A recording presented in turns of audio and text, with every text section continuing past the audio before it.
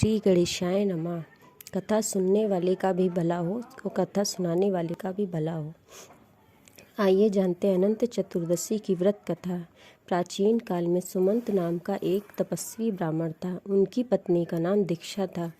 उसकी एक धर्मपरायण तथा ज्योतिर्मय कन्या थी जिसका नाम सुशीला था। सुशीला जब बड़ी हुई तो उसकी माता दीक्षा की मृत्यु हो गई। पत्नी के मरने पर सुमंत ने कर्कशा नाम स्त्री से विवाह कर लिया।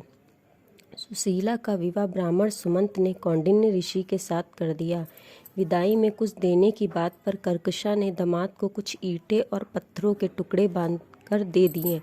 कौंडिन्य ऋषि दुखी हो अपनी पत्नी को लेकर अपने आश्रम की ओर चल दिए, परंतु रास्ते में ही रात हो गई। वे नदी तट पर संध्या करने लगे। सुशीला ने देखा वहाँ पर बहुत सी स्त्रियां सुंदर वस्त्र धारण कर किसी देवता की पूजा कर रही थी। सुशीला के पूछने पर उन्होंने विधि पूर्वक अनंत व्रत की महत्ता बताई। सुशीला ने वहीं व्रत का अनुष्ठान किया और 14 गांठों वाला डोरा हाथ में बांधकर ऋषि कौंडिन्य के पास आ गई। कौंडिन्य ऋषि ने सुशीला से डोरे के बारे में पूछा तो उसने सारी बातें बता दी।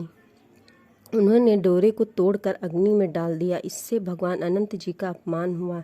परिणाम ये हुआ कि ऋषि कौंडिन्य दुखी रहने लगे। उनकी सारी संपत्ति नष्ट हो गई।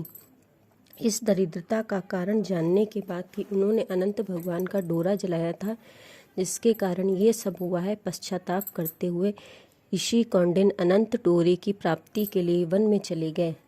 तब अनंत भगवान प्रकट होकर बोले, कौंडिन्य, तुमने मेरा अपमान किया था, उसी के कारण तुम्हें ये सब कष्ट भोगना पड़ा, परंतु तुम्हारे पश्चाताप के कारण मैं तुमसे प्रसन्न हूँ।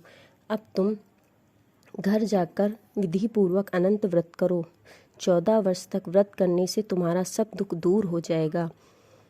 कौंडिन्य ऋषि ने ऐसा ही किया और व्रत के प्रभाव से वे सुखपूर्वक रहने लगे और अंत में मोक्ष को प्राप्त हुए।